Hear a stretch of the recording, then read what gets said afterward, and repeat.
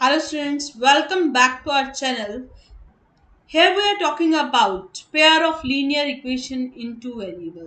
आज का हमारा टॉपिक रहेगा पेयर ऑफ लीनियर इक्वेशंस और अगर आप इसके बेसिक्स को जानना चाहते हैं तो please watch the previous video. Today we are talking about NCERT exercise 3.2. जो भी हमारा लेटेस्ट सिलेबस 2023-24 के अकॉर्डिंग हमारा कंटेंट है उसको हमने यहाँ पर पूरा लिया है, चाहे वो एनसीईआरटी हो, एनसीईआरटी एग्जाम्पलर हो. एग्जाम्पलर के साथ साथ हमने लिए हैं previous year questions. Previous year question में हम ले रहे हैं ऑब्जेक्टिव टाइप, आपके एमसीक्यूज क्वेश्चन, आपके subjective very short question answer. Very short question answer के साथ हम ले रहे हैं short question answer, short plus long. और सबसे मेन जो आपको बहुत दिक्कत आती है पेपर में वो है असर्शन रीजन. असर्शन रीजंस के क्वेश्चन और हमारे पास रहेगा case study. Case study based questions को भी हम क्या करेंगे यहाँ पर स्टडी करेंगे. So first of all let's see that what are the topics in our syllabus that is in 2023. So we will talk about pair of linear equation. इससे पहले वाली वीडियो में आपने देखा कि किस तरह से हम कहते हैं कि कोई भी दो इक्वेशंस हमारे पास क्या कहलाएंगी, लीनियर इक्वेशंस. और लीनियर इक्वेशन टू वेरिएबल ही क्यों, राइट. फिर हमने पढ़ा ग्राफिकल मेथड. क्या मेथड्स है, किस तरह से हम क्या कर सकते हैं, सॉल्यूशंस को फाइंड आउट कर सकते हैं. तो इसी टॉपिक को आज हम देखेंगे. Then we will study about consistency and inconsistency. आप देखते हैं कि कभी भी कोई भी दो इक्वेशंस होती हैं तो उन दोनों इक्वेशंस की कंसिस्टेंसी और इनकंसिस्टेंसी हम फाइंड आउट कर सकते हैं. We can talk about the number of solutions. कोई भी दो इक्वेशंस हैं, उन इक्वेशंस की अलजेब्राइक कंडीशंस होती हैं. कंडीशंस की हेल्प से हम ये चेक कर सकते हैं कि उसके अंदर यूनिक सॉल्यूशन रहेगा, क्या उसका यूनिक सॉल्यूशन होगा, क्या उसके अंदर इनफाइनाइट मैनी सॉल्यूशंस होंगे, या ऐसा भी तो हो सकता है कि मैम उसका कोई सॉल्यूशन ना हो. So this we can find out with the help of algebraic condition, right. And we have the methods to find out the solutions. कोई भी दो इक्वेशंस अगर आपको गिवन है आप उनकी वैल्यूज को फाइंड आउट कर सकते हैं, आप सॉल्यूशंस फाइंड आउट कर सकते हैं. What are the solutions and how to find out that by substitution, by elimination and simple substitution problem. We will talk about these all topics. Let's move to the next year. So here from this exercise NCERT 3.2, what is the first question? Form the pair of linear equation. आपको करना क्या है बेटा, आपको pair of linear equations बनानी है. आपको दो equations बनानी है. कैसी equations बनानी है, जो भी इक्वेशंस हो वो आपके वेरिएबल्स के फॉर्म में हो. सबसे पहले वेरिएबल्स के फॉर्म में हो, उनमें आपको दो वेरिएबल्स यूज करने हैं और साथ के साथ वो इक्वेशंस बननी चाहिए. ठीक है, दो इक्वेशंस बननी चाहिए. Then we need to find out the solutions also. जो भी आप आंसर निकालेंगे उनका आपको सॉल्यूशन भी निकालना है. ठीक है, अब कैसे निकालना है, let's see this. We need to find it graphically. हम क्या करेंगे, जो भी सॉल्यूशन निकालेंगे वो कैसे निकालेंगे, ग्राफ से निकालेंगे. ठीक है, तो सबसे पहले फर्स्ट क्वेश्चन को स्टडी कर लेते हैं. The first question we have that 10 students of class 10 took part in mathematical quiz. एक मैथ का क्विज हुआ और मैथ्स क्विज में कितने बच्चों ने पार्टिसिपेट किया बेटा, कितने बच्चों ने पार्टिसिपेट किया, टोटल 10 स्टूडेंट्स ने. Total number of students is equals to X, sorry it's 10, 10 बच्चे हैं. ठीक है, ठीक है.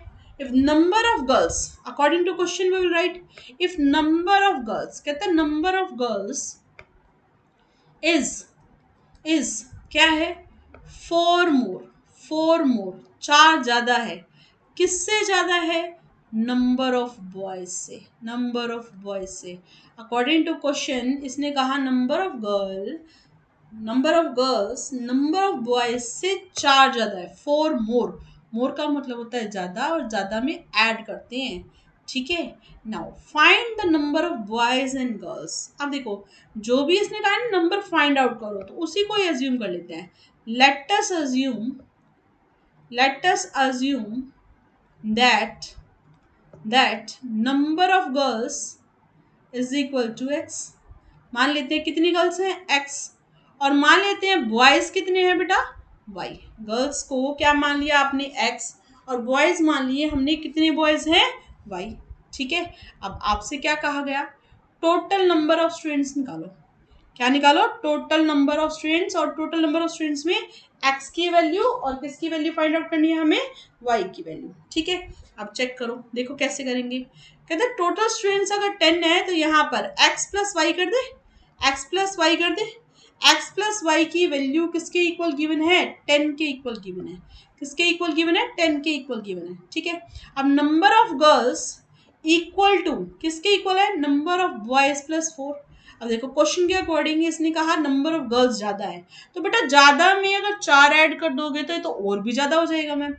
यहाँ पर गर्ल्स है, यहाँ पर बॉयज है, तो इक्वल करने के लिए अगर गर्ल्स 4 ज्यादा थी तो बॉयज में 4 ऐड करेंगे ना।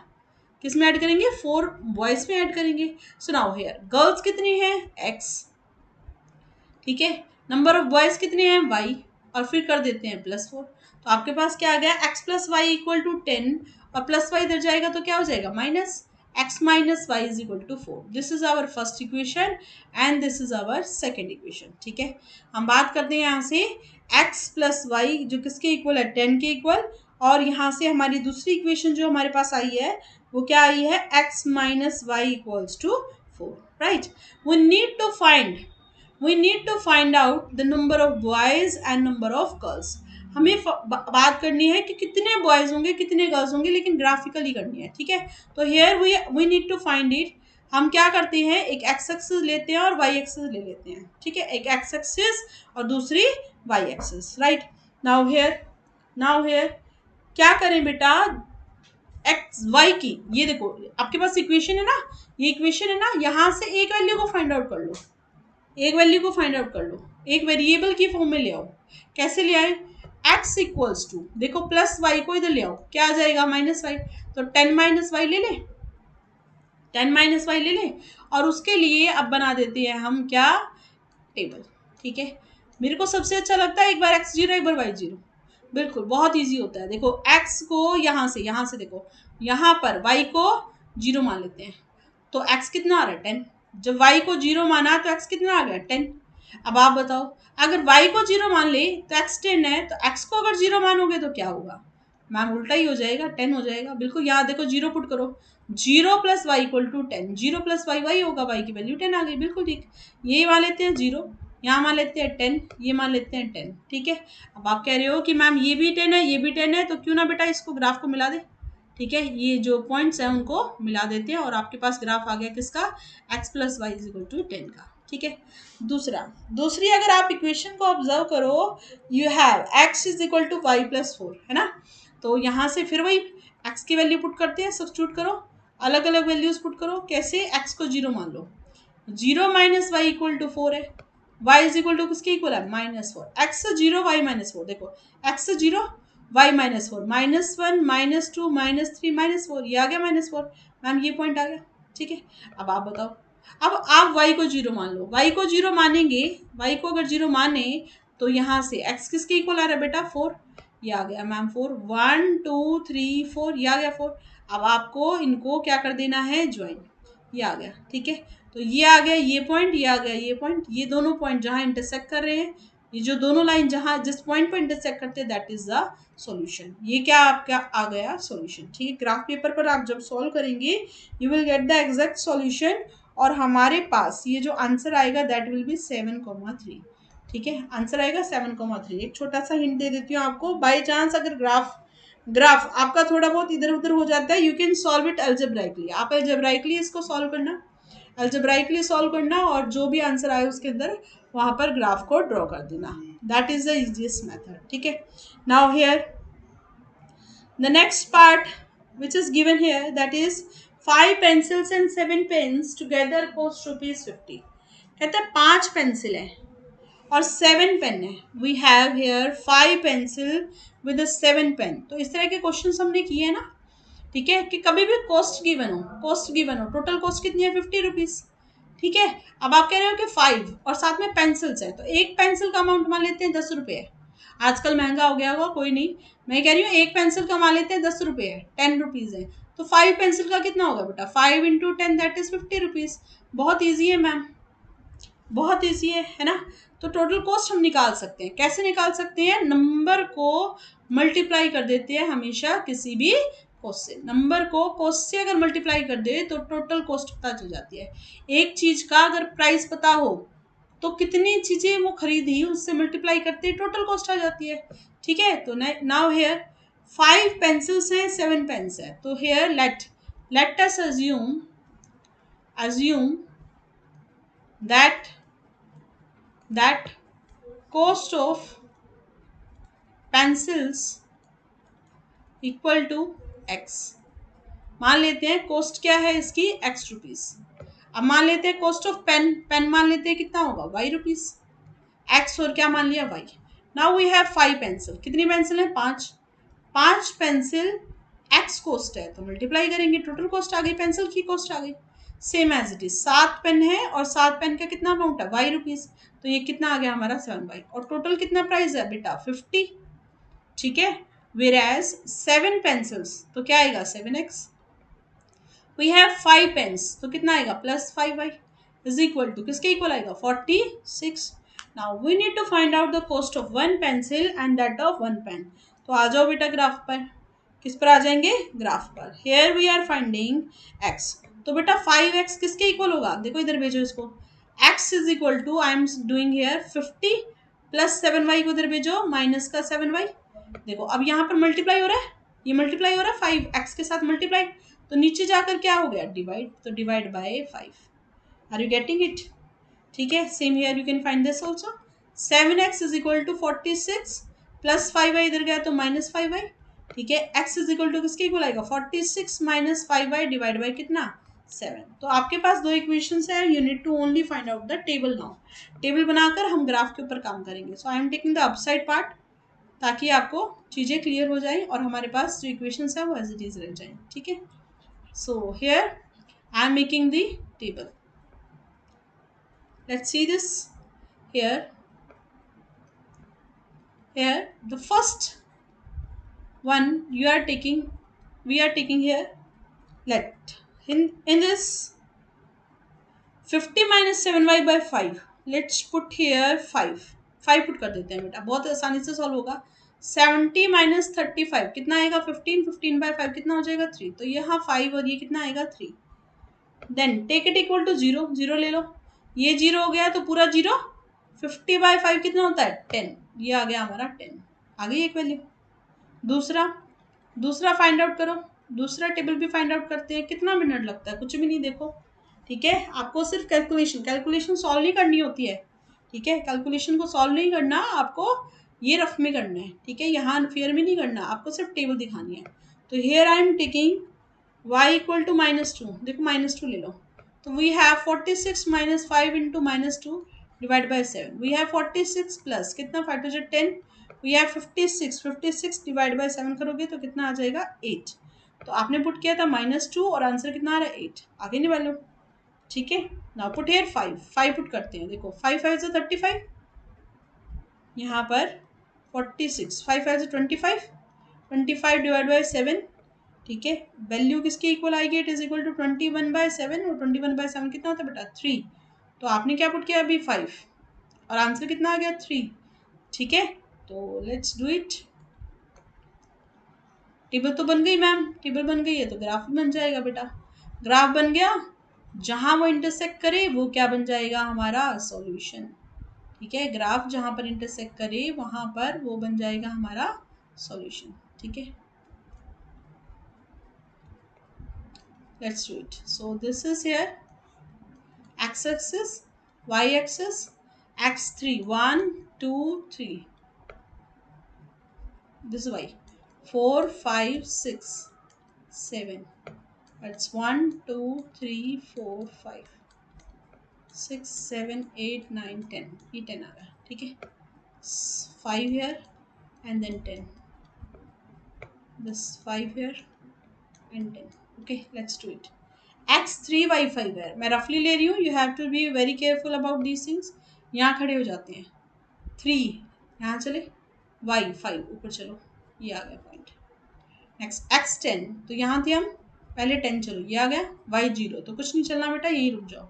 Now we need to only join them. अब हम इसको क्या कर देते हैं, ज्वाइन कर देते हैं। तो ज्वाइन करके ये हमारा बन गया x, जो भी हमारी इक्वेशन थी 5x plus 7y equal to 50। ठीक है, let's do the next one. x कितना है 8, हीरा हीरा 8 6 7 8 हीरा। y कितना -2, so here something here. x कितना है 3 हीरा, y कितना है 5, तो दिस इज अपसाइड, तो here we need to join this to this point. ठीक है, तो अब तो ये दिख ही गया, हमारे को सॉल्यूशन आ गया। x is 3 y is 5। ठीक है, तो x कितना होना चाहिए 3 और y कितना होना चाहिए हमारा 5। ओके, पुट करके भी देख लेते हैं आंसर में। 5 इंटू एक्स कितना था 3, 7 पेन, y कितना है 5, 5 इज 15, 7 5 इज 35, 35 में 15 ऐड करोगे तो बेटा कितना आ गया 50। यही आ रहा है, टोटल कॉस्ट कितनी है 50। It means are this graph is right, और सॉल्यूशन भी क्या आ रहा है, बिल्कुल ठीक आ रहा है। ठीक है, right. Now this is next part, question number 2। Question number 2 that is based on comparing the ratios. आपको क्या करना है, रेशियोज कंपेयर करने हैं। रेशियो कंपेयर करके you need to find out, आपको बताना है लाइन क्या रिप्रेजेंट करती हैं। लाइंस, अगर आप ये ग्राफ देखो तो लाइन, जो भी लीनियर लाइन होती है, लीनियर मतलब जो भी लीनियर इक्वेशंस होती हैं, लीनियर इक्वेशंस मतलब x की पावर 1 y की पावर 1, ये सारी की सारी लाइन में तो देंगी बेटा, लाइन से तो देती हैं। और लाइन पॉसिबल कैसे हो सकती है, देखो कैसे कैसे पॉसिबलाइज हो सकती है कि वो इंटरसेक्ट कर जाए, है ना। दूसरा क्या पॉसिबल हो सकता है कि एक के ऊपर एक आ जाए मैम, और तीसरा क्या हो सकता है कि ये पैरेलल आ जाए। ठीक है, यही तो 3 कंडीशंस होंगी। तीनों कंडीशन में मैंने क्या कहा, the first is when they intersect, second is when they coincide, and the third is what, third हम क्या कह रहे हैं कि वो दोनों क्या होंगे, पैरेलल। ठीक है, so let's do it. So here we need to first to check what is the condition. तो देखो बेटा, जब भी हमारे पास a1 by a2 not equal हो b1 बाय b2 के, so these are intersecting line. कौन सी लाइन होती है ये हमारी, इंटरसेक्टिंग लाइन्स। ठीक है, दूसरा अगर हम बात करें यहाँ पर a1 by a2 it is equals to b1 by b2 equal to c1 by c2, so we are talking about what, coincident line. हम बात कर रहे हैं किसकी, कोइंसिडेंट लाइन की। ठीक है, now here if I am talking about a1 by a2 is equal to b1 by b2 but not equal to c1 by c2, so we are talking about, किसके बारे में बात कर रहे हैं हम, पैरेलल लाइन।